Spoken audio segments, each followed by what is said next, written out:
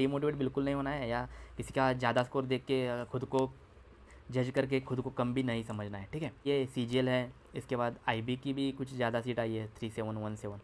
तो आप पढ़ने वाले हो अच्छे से तो आपका इसी साल में कुछ ही ना कोई एग्ज़ाम में सिलेक्शन हो जाएगा। वो what is the cut off for ATC exam, ठीक है, रिसेंटली हेल्ड ATC एग्ज़ाम।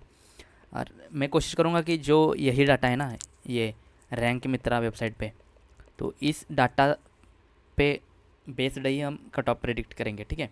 और इस पे जो बाहर जिन्होंने ये चेक नहीं किया है तो उन पे हम बात ही नहीं कर सकते, ठीक है, क्योंकि उनका डाटा ही नहीं है, ठीक है। तो मुझे कितना कट ऑफ लगता है, ठीक है, वो मैं बताऊंगा, और आपको भी कितना लगता है, ठीक है। और ये सही है या गलत है वो भी आप बताइए, ठीक है। तो स्टार्ट करते हैं, और मैं पूरे एकदम रॉ में बताऊंगा, ठीक है, एज ए एस्पिरेंट, क्योंकि मैं कुछ ज़्यादा इसमें एक्सपर्ट नहीं हूँ कट ऑफ निकालने में।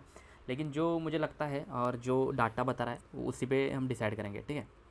और मुझे लगता है ये सही भी है, ठीक है। मतलब जैसे कि पहले हम देखते हैं कि वैकेंसी कितनी है, ठीक है। तो इस बार वैकेंसी है 309, ठीक है। तो 309 में UR अनरिजर्व्ड है 125, ठीक है। उसके बाद UWS है 30, OBC NCL है 72, SC 55, ST 27, ठीक है, ठीक है। तो और ये भी है कि ये जो वॉइस टेस्ट है इसके लिए मुझे लगता है ये 1.5 टाइम्स एस्पिरेंट्स को सिलेक्ट करने वाले हैं, ठीक है, 1.5 टाइम्स। जैसे कि 309 का अराउंड 450, ठीक है। तो ये 450 स्टूडेंट्स को ये अराउंड सिलेक्ट करेंगे ये वॉइस टेस्ट के लिए, क्योंकि उसके बाद भी कुछ रिजेक्ट होंगे, कुछ डॉक्यूमेंट्स DV में वो रिजेक्ट होंगे, ठीक है।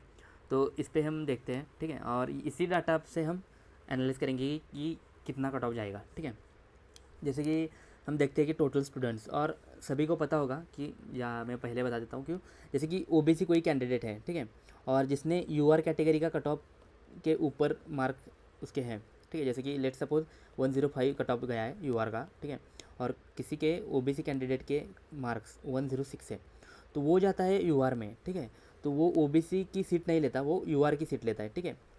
तो ये होगा। ऐसे ही सेम EWS के लिए है। जैसे कि कोई EWS कैंडिडेट है, उसने जनरल कैटेगरी का या UR कैटेगरी का कट ऑफ क्लियर किया है, तो उसकी सीट वो UR कैटेगरी से फिल होती है, ठीक है। और उसकी जो EWS की कैटेगरी है वो दूसरा कोई EWS कैटेगरी से लेता है, ठीक है। वैसे सेम SC कैटेगरी को, SC का भी कोई कैंडिडेट है जिसने UR का कट ऑफ क्लियर किया है, तो उसकी सीट जो UR की सीट लेता है वो SC की नहीं लेता, ठीक है। और SC की सीट जो SC कैटेगरी के दूसरे स्टूडेंट से उनको मिलती है, वो ऐसे होता है, ठीक है। अभी लेट्स सी, ठीक है, कि कट ऑफ कितना जाएगा। जैसे कि हमने देखा कि 309 वैकेंसी है, 450 लोगों को ये स्टूडेंट ये सिलेक्ट करेंगे, ठीक है। यहाँ पॉइंट मतलब अभी सिलेक्ट करेंगे वॉइस टेस्ट के लिए। तो यहाँ पे हम देख सकते हैं कि 105 के ऊपर ही टोटल स्टूडेंट्स कितने हैं, 88 स्टूडेंट्स है, ठीक है। उसके बाद अबव 100 के ऊपर ही है 370 स्टूडेंट्स, ठीक है। तो मुझे तो जनरली लगता है कि जनरल का जो कट ऑफ है वो 100 के ऊपर ही रहेगा, ठीक है। पहले ही बता देता हूँ जनरल का कैटेगरी का कट ऑफ 100 के ऊपर ही क्यों रहेगा, क्योंकि देखें यहाँ पे 369 टोटल स्टूडेंट्स है, ठीक है। और जो UR के तो 143 है, ठीक है। और UR के यहाँ से इनको लेने कितने हैं, 125 लेने हैं, ठीक है। UR के 125 लेने हैं, ठीक है। या हम 1.5 टाइम्स भी इसका ले ले तो कितना होगा, 75 इसमें इंक्रीज़ करते हैं तो 200 लेंगे, ठीक है, जनरल अराउंड 200। तो यहाँ पे देखिए ये 143 तो यहाँ पे UR के स्टूडेंट्स है। उसके बाद ये 152 OBC है। इसमें से कुछ कैंडिडेट होंगे जो जनरल का कट ऑफ क्लियर करेंगे तो वो भी UR में ही आएंगे, ठीक है। तो मुझे लगता है 152 में से जो, जैसे कि ये 100 प्लस है ना, 100 टू 105 के बीच में ये 152 है, तो 105 ये जो स्टूडेंट OBC वाले होंगे ये जनरल में जाएंगे, ठीक है। ये OBC में नहीं लेंगे, ये जनरल में जाएंगे। तो 143 प्लस 70 स्टूडेंट्स हमें लग रहा है ना ये 200 बनने के लिए। तो ये 70 यहाँ से ये OBC में थोड़े और ये EWS में से थोड़े ऐसे आएंगे, और ये 200 यहाँ से ही बनेंगे 100 के प्लस। तो जनरल का कट ऑफ तो ये इतना ही जाएगा, 100 के प्लस ही जाएगा जनरल का कट ऑफ, ठीक है। और EWS में भी ये 57 है, लेकिन इसमें से 57 में से कुछ स्टूडेंट होंगे, जैसे कि ये 57 स्टूडेंट है, ये 105 टू 100 इनके बीच में है, ठीक है।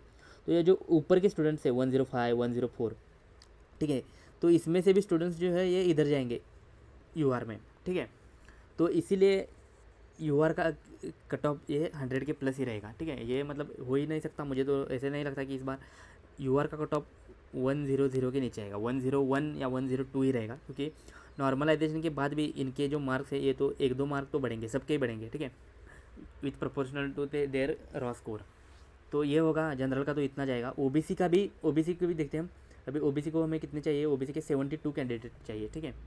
तो लेट सपोज 152 में से इधर कुछ गए, अराउंड 50 गए, ठीक है। तो हमें चाहिए कितने, 70 चाहिए। तो 50 में से 70 तो 100 यहाँ पे ही रह गए बाकी। तो ओबीसी का भी इसके अराउंड ही रहेगा, 100 या 99 ऐसा कुछ रहेगा, ठीक है। उसके बाद ठीक है, अभी मैंने बता दिया यूआर का 101, ओबीसी का भी उतना ही रहेगा, थोड़ा कम 100, ठीक है, 100 या 99, ठीक है। और ईडब्ल्यूएस का सीट भी कम है, ठीक है। सीट कितने हैं ईडब्ल्यूएस के, कितने लेने हैं, बस 30 लेने हैं। तो 30 आप देखिए यहाँ पे ईडब्ल्यूएस का प्रॉब्लम क्या है यहाँ पे, मतलब ये है कि इनके भी स्टूडेंट्स ज़्यादा है। जैसे कि यहाँ पे हमने लेट सपोज कर लिया कि ये 57 में से 20 या 30 इधर गए जनरल में, ठीक है, इधर गए, तो ये इधर गए, ये इधर ऐसे गए, ठीक है, 57 जनरल में गए, ठीक है। तो जो यहाँ पे कितने बचेंगे, अराउंड 20 बचेंगे।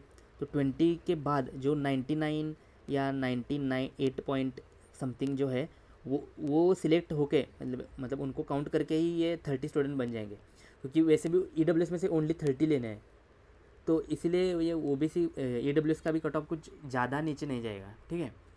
एससी के देखिए आप, एससी के कितने चाहिए, एससी के हमें चाहिए 27, ठीक है, 27 चाहिए। ये 2 तो जनरल में गए, ठीक है, और इसके बाद ये 16 है, इसके बाद और चाहिए 27, मतलब टोटल 27 चाहिए। तो इसमें से हो सकता है कि 16 प्लस ये यहाँ से 10, तो ये हो सकता है कि एससी का थोड़ा कट ऑफ कम जाए, क्योंकि इनको स्टूडेंट्स भी चाहिए 27 और यहाँ पे स्टूडेंट्स कम है। जैसे कि यहाँ पे बस 16 स्टूडेंट्स है, लेकिन ईडब्ल्यूएस और ओबीसी में क्या है 57 152, तो यहाँ पे ज़्यादा स्टूडेंट्स है, और ये ज़्यादा है तो इधर भी ज़्यादा जाएंगे, और यहाँ पे ज़्यादा पहले से ही है तो यहाँ पे भी कम रहेंगे। तो यहाँ पे ही एक कोटा कंप्लीट हो जाता है, मतलब 27 सीट्स या 37 सीट्स जो रिस्पेक्टिव कैटेगरी में लग रहा है वैसे, ठीक है। आई होप थोड़ी ये ज़्यादा ही कुछ कॉम्प्लेक्स हुआ है, लेकिन आई होप कि आपको ये समझ में आया होगा कि कैसे स्टूडेंट्स यहाँ से उधर जा रहे हैं, यहाँ से इधर जा रहे हैं, और यहाँ पे कैसे कट ऑफ वैसे ही रहेगी, और एससी में क्यों कम जाएगी, क्योंकि यहाँ पे स्टूडेंट्स कम है, ठीक है। ये 100 के ऊपर 16 है, ये 16 में से भी जनरली ज़्यादा इधर जाएंगे, ठीक है, यूआर का कट ऑफ क्लियर करने के बाद, और फिर यहाँ कम रहेंगे तो इनको ये यहाँ से लेने ही पड़ेंगे, तो यहाँ से लेने पड़ेंगे तो यहाँ ये कट ऑफ कमी जाएगी एससी की, ठीक है। एसटी का भी वैसे ही है, एसटी के कितने चाहिए, एसटी के चाहिए 27 चाहिए, एसटी के 27 चाहिए, यार गलत हो गया ये, एसटी के 27 चाहिए।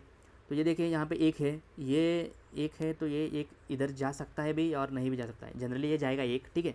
तो 27 इन्हें चाहिए, तो ये एसटी का कट ऑफ 90 मतलब 100 के नीचे रहेगा, ठीक है, 100 के नीचे रहेगा, क्योंकि यहाँ पे इनके पास 100 के ऊपर स्टूडेंट्स ही नहीं है, तो इनको ये जो यही है ना, ये 90 to 100 के बीच में, तो यही लेने पड़ेंगे, ठीक है। और ये यहाँ पे 27 नहीं चाहिए, एससी के 57 चाहिए, 55 चाहिए, तो ज़्यादा ही चाहिए। तो ये 16 तो यहाँ पे हो गए, ये 16 में से इधर जाएंगे, ये 2 इधर जाएंगे टोटल, तो यहाँ ये 156 में से ही लेने पड़ेंगे 57 55। तो ये कट ऑफ जो एससी का कट ऑफ है तो ये कम ही जाएगा, ठीक है, 100 में से कम ही जाएगा, तो 100 बिलो जाएगा। तो हम लास्ट में देखते हैं कि कट ऑफ कितना जाएगा, ठीक है। यहाँ पे फिर से मैं बता देता हूँ, यूआर का जाएगा 101 प्लस ही जाएगा, ठीक है, और ये रॉ है, इससे नीचे तो मुझे तो नहीं लगता कि कम जाएगा।